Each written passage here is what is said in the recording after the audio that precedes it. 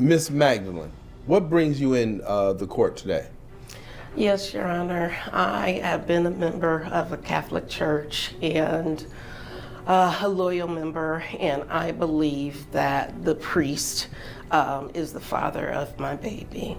I had been a virgin saving myself for my fiance, but of course it didn't end up that way. So you're stating that you had relations with Father Doolittle? Yes, I am. Okay, so are you still a virgin, or was this immaculate conception? What? I'm trying to make sure I understand. Certainly no. I've had a child. How could I be a virgin? That defies, the laws of Everything but your faith. Well, it happens. I'm human too, just like everyone else. I've been a faithful parishioner at this church, trying to serve the church for him and just to do the right thing for my child, no matter what has happened. You were trying to serve the church for who?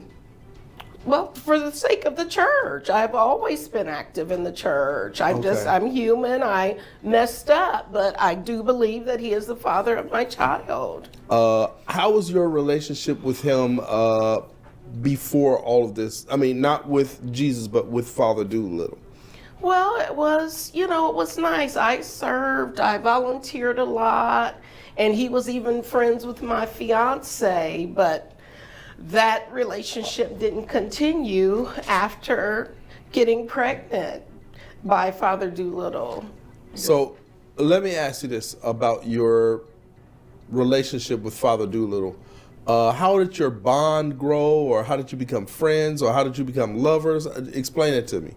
Well, a lot of times I would lead some of the events at the church, whether it were fundraisers or collecting toys for children or money for certain events. And so we would be the main ones left. Sometimes, people may come and they may help, but they would leave. So it always seemed like we were the last ones at the church. And of course, since it seemed like one of the main volunteers, I would stay to make sure everything was put away, everything was done before leaving, instead of just leaving that on him or the members to come, for the next service or mass. So, wait a minute. I'm missing something here. You're saying that you all slept together, but you slept together in the church?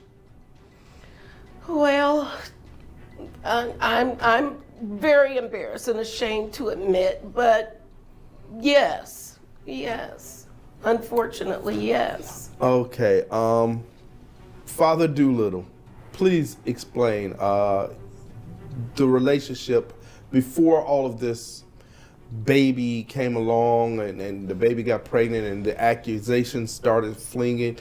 Please explain. What was your relationship like? Your Honor, first let me bless the lady for her transgressions. Usually what happens in the confession stays in confession, but I must confess to you that this woman has always been a promiscuous lady, and I always had a soft spot for her because her confessions were very heavy, and I wanted her to volunteer with me. I wanted her to be part of the community because she's such a lost soul. She talks about sexual dreams all the time, and I was just trying to help her get out of that sort of state of mind. Help her get out of that state of mind by doing what? I just wanted to show her positive things, positive ways to make an impact on the community without wanting to shake her booty online or talk about sexual promiscuity on a regular basis. In confession? In confession and also outside of confession, sir. Okay, so what you were just stating was the things that she said outside of confession? Yes, as well. Okay. Miss Magdalene, what makes you believe that Father Doolittle is the father of your child? He's the only person that I've slept with, and all of this other talk about things. I'm a human, whether I was a virgin or not. If I was abstinent or keeping myself for a fiance or a future husband, that doesn't mean that I'm not imaginative. So for him to say that, I don't really understand. But obviously he didn't have much of an issue with it, because I didn't see him trying to run from me while we were in the church. Being intimate, by the way. Okay, Father Doolittle, I'm going to ask you the same thing. What gives you pause to believe that you are not the father? Your Honor, many years ago, I made a commitment to God, I made a commitment to Jesus Christ, and I made a commitment to the church. And I have never had sexual relations with any woman or any person for that matter. And these accusations, I believe, are stemmed from a mental disorder. So you're stating that your vow has not been broken? Absolutely, 100%. Miss Magdalene, your rebuttal on that? Yes, that is highly interesting. We've spent many late nights after volunteer events being intimate in the church. So you're saying... To protect him, so we didn't take it outside of the church. Unfortunately, I fell for it. I'm human again. I was a woman who was just, sensitive, going through things in life. We all go through things in life. But again, he did not run away, and the things that he's saying, shaking my booty and all that, no, I didn't. I may have talked where I was an adult, whether I was waiting or trying to save myself or not. I may have spoke of things, but not in a nasty or promiscuous way. He's the only person that I've slept with even until today. So, Miss Magdalene, what has held you back from bringing Father Doolittle to the court today? Why is it taking so long? Well, to be honest, Your Honor, I've had feelings for him, obviously. Whether it could go somewhere or not because of his commitment, it has happened. So naturally, if I continue to bond with someone, I'm human. I don't know about him. But if you naturally continue to bond someone, you're going to connect. I felt connected, and in that, I wanted to protect him. But my son is 1 now, and I know it can't go on this way. Just trying to be committed to the church, committed to my faith, just at a crossroads, and I don't want to do it anymore. So I want it to be known, and so that my child can get to know his father in the way that he can. Father Doolittle, I have to ask you the same question. What is holding you back from believing that this child is yours? As God is my witness, what's holding me back is I've never had sexual relations with that woman or any other woman ever in my life. I got into the church and got into the priesthood very young, right out of college, and I've remained a virgin my entire life.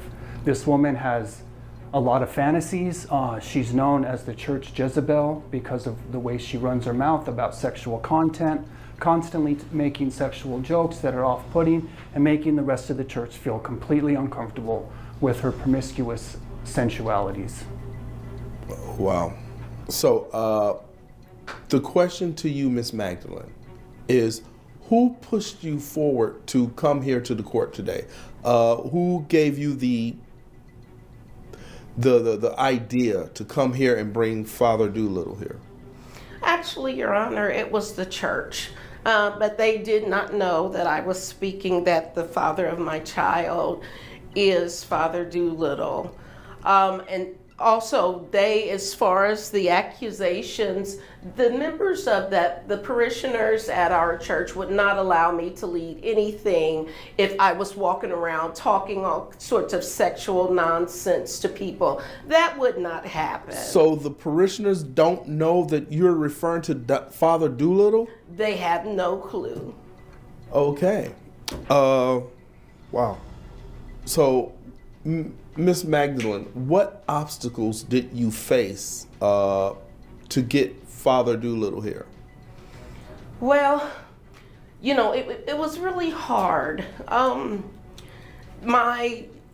trying to serve at the church and being faithful to the church, I didn't want to cause hurt or a big disruption or even stain or taint his name, all for the sake of commitment. But I could not go on. I can't go on much longer in this way. And I think my fellow parishioners were really concerned about my child going forward. I would share things with them and my feelings of feeling a sense of abandonment and things like that towards my child, but I just never said his name again out of loyalty and protection. That's the way I was raised in church. You're committed, do what you're supposed to do, volunteer, but this is just too much to bear much longer. It's too much to bear. And the parishioners don't know that Father Doolittle is the person that you were referring to at this point? No, they do not. Ms. Magdalene, the question to you is, how do you plan to handle this if Father Doolittle is not the father? If he's not the father, which I don't understand how, but if he were not to be the father, I'd have to move on with raising my child, because the health and well-being of my child is extremely important also. I see. And Father Doolittle, if by some chance, some miracle, that you are the father, how do you plan to deal with this? Well, if I am the father, then I would say that maybe perhaps I was drugged during one of our ceremonies and she took advantage of me under a confused state. But by the grace of God, Your Honor, if that child is mine, we have another miracle on our hands, and I think there's more to explore. I see. Are you talking about communion? There were reports of the wine that we give out in the church was possibly drugged at communion, yes. I see. And you suspect Miss Magdalene of this? I had never expected this before, but now I feel sorry for this child, and I wish God has mercy on your soul, because this woman is a perpetual liar. Has anyone else said they may have been drugged by the wine? Not to my knowledge, no. Okay, so only yourself. I have the results right here. And there's a 99.9999% chance that these results are accurate. And we only say that the 0.1% is by some miracle that it couldn't be right. So when it comes to 1-year-old Isaiah, Father Doolittle, you are the father. This is outrageous. This is outrageous. There's no way that that's accurate. Sir? I would like another test taken, please. Sir, or perhaps at another place. This is 100% correct, okay? So my question to both of you is, how do you plan to move forward from this point on? Are you going to be in your child's life? First, I would like to take another test at another facility, and if it turns out that by some miracle this child is mine, then I will have to pursue. Well, we're not going to talk about tests at other facilities. Right now, this is 100% accurate. Father Doolittle, you have sat here the entire time and lied to the cameras, lied to Miss Magdalene, lied to me, an officer of the court, with a straight face, mind you.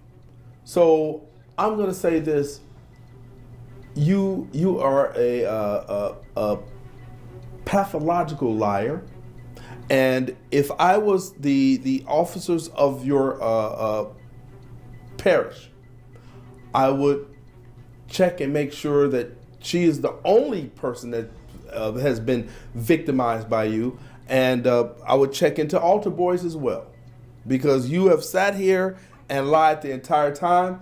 You've got my ruling. Case dismissed. This is devil's work. Court's adjourned. This is the devil's work. This is clearly the work of the devil, and you are clearly devil's advocate. And I pray for your soul, sir. I pray that your false documentations and your false accusations are forgiven by Lord Jesus Christ, and I really will be praying for you when I leave this court today. God bless you.